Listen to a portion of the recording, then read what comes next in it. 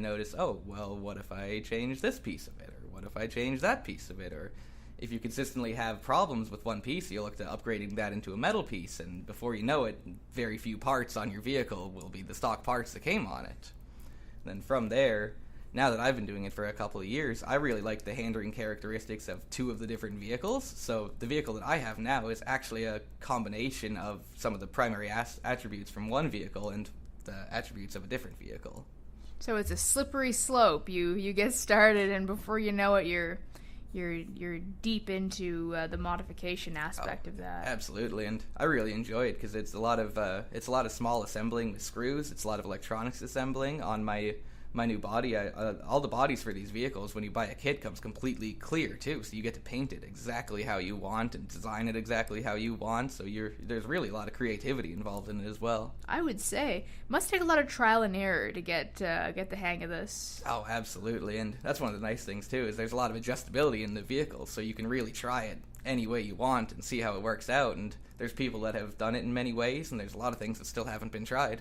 So I guess that there's just so many different directions that you can take this. You might start something with one idea, and by the time you're finished, it might be completely different than how you imagined it going, huh? Oh, absolutely. And where I might have a vehicle, an SEX-10, which is a crawler from a company, Axial. Now, if my friend has the same vehicle, our vehicles could be designed completely differently. So they might not even look the same. They won't handle even close to the same. But these vehicles, you can really tune them to have them react in any way that you would like when you're out on a trail.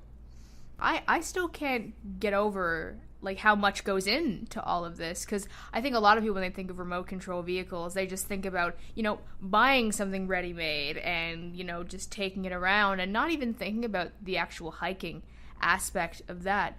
So since coming back to Newfoundland, were you right away when you came back going on hikes with these? Oh, absolutely. By yourself? Yeah, that's how I started out when I came back here. I was very excited to move back to Newfoundland, the rock, and all we do when we're going crawling is I'd look for really interesting rocks to go climb on, very difficult lines to really challenge my vehicle and see what it's capable of. So I was very excited to come back here and explore all the fantastic rocky beaches and forested trails and all the new terrain that's different than the terrain I had in Colorado. And I'm imagining that, between the really great leisure that you get to experience in participating in your hobby, getting out and A, being outside, and B, getting that physical activity must be so great for your mind. Oh, absolutely. And it's a fantastic way to release stress. You're getting out, controlling a car, and you just get to see all your work you've put into it really go. And that combined with being outside in a beautiful place, recently we went out to Flat Rock, and once you're out on the point of Flat Rock, it is beautiful out there. You can see so far in either direction and out into the open ocean. I love that spot. It's been maybe a couple months now since I've walked out. There was a really windy day, one of those kind of days where you're leaning into the wind and you're still feel like you're being blown back. Yeah. But it's so worth it once you get out to that little ledge there, and it's true, you can just see the whole ocean around you. It's so remarkable. Absolutely, it's gorgeous there. And one of the things that I've been learning this semester is that we learn a lot about needs and all of these physiological needs that we have. Turns out what we're finding now, one of these needs is actually a need to be outdoors. Oh, I believe it. Makes sense, right? Yeah.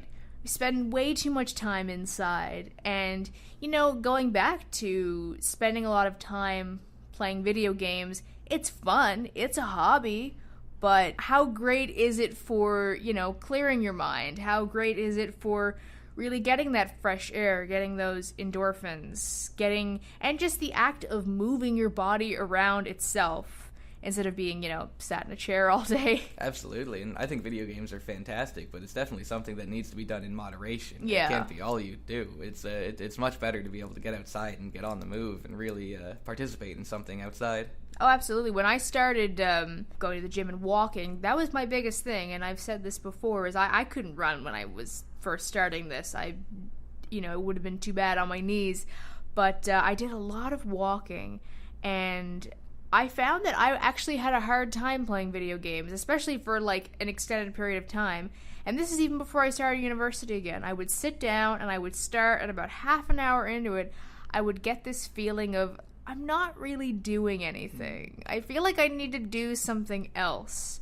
And I know that there's definitely moderation that can happen within there, but I know myself pretty well, and I get habits that I stick to a lot. Like, how do you feel like your body has responded to moving more and sitting less? Oh, I mean, I definitely feel better because of it. Even before, definitely before I got back into RCs, I was doing a lot of watching anime, playing video games most of the night, and just kind of hanging out at home. And after I got back into the cars, I didn't even think about the fact that I was going out to go on a hike. All I wanted to do was take my cars and go crawling with them. So it didn't even cross my mind that, like, oh, well, this is starting to get me more active. But I just noticed I just started to feel better. I'd have more energy throughout the day. It would be a little bit easier to wake up in the mornings. A lot of small things like that that really add up to just help you feel healthier overall. It's true. I feel like it's only sometimes it's only once you've made the change and you're starting to see benefits that you go, oh my god, I've actually made a change. And you can look back and go, wow, I didn't even realize that I wasn't, my best. I didn't realize that I was not feeling as good as I could. Absolutely. Didn't realize how bad I was feeling until I wasn't feeling like that anymore. So you build terrain as well. Yeah, so we build these crawler courses, and I've started to build one out at some of the property that I have out in Holyrood, where essentially there are these big wooden obstacles and stone obstacles and stuff like that. That's a permanent installation on the property where we can go and test our vehicles. And one of the nice things about that is when you modify your car, you can test it on terrain you've been on before, and you can see directly comparisons of how it handles on that type of stuff. So that gives you a good idea of what to expect, performance-wise, from that vehicle. Absolutely, and I really enjoy the building aspect of it too, because it had been quite a while before I built really something of bigger size, and essentially we just got some donations of a bunch of pallets, so we just rip apart these pallets and turn them into these big wooden staircases and spiral things and ramps and all that sort of stuff. Where do you store all this? Oh, just sitting in the property, just in a big pile on the back. Oh, wow. Yep.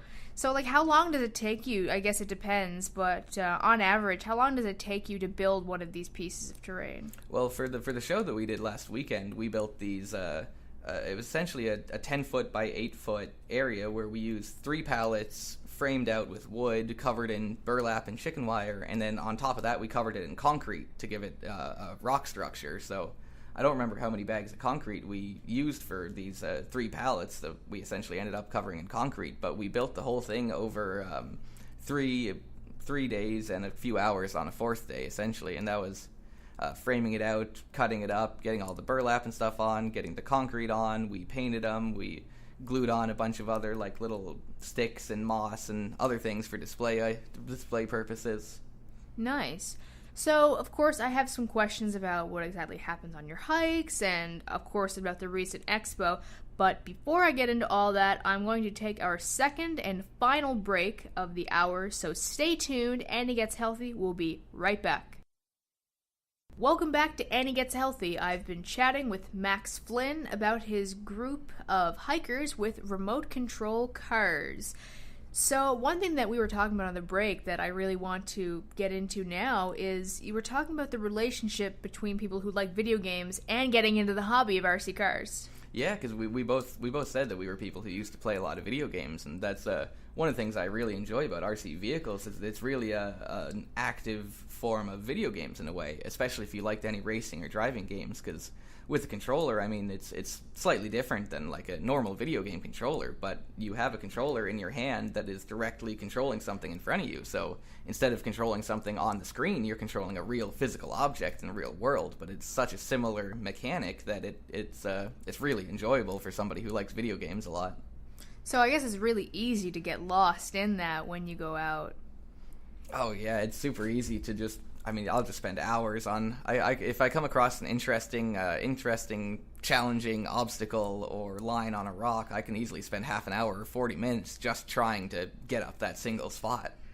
I mean, I can imagine going in with all sorts of stuff kind of on your mind, weighing you down, but I would imagine that it does not take very long to get really ingrained in that and forget about everything for the time being. Oh, absolutely. It just melts away once you're just focusing on your car, where you're headed, and there's a lot of planning involved as you're driving the car too, because you might be you might be at the start of the trail, but up of the trail a little bit, you might see either a really interesting rock or you might see something you need to go around. So you're going to plan your pathway further up the trail when you're down at the bottom. So there's a lot of thinking about it as you're doing it as well, and planning where the tires are going to take the rocks, how to get the best grip going up something, how to not flip over, all those sorts of things. What I really like about this is that it seems like such a great activity for just being mindful of, your surroundings, because of course if you're dealing with terrain, you're going to get that experience with the ground around you.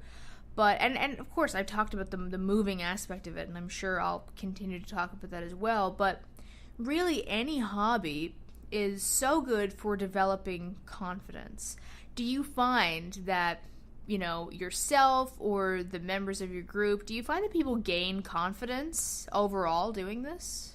I'd say definitely so. I mean, I don't know if it's as much as social confidence, but I'd say it's a lot of personal confidence of the fact that I can build something cool. I can fix things when they break. I can modify things and make them into something that I like, and especially when you get out and control them. And over the last week, I probably spent like 10 to 15 hours creating my new body for my truck, and after seeing it go out and move, it's like, wow, I built that. I made that, and it looks really nice, and I'm really happy about it.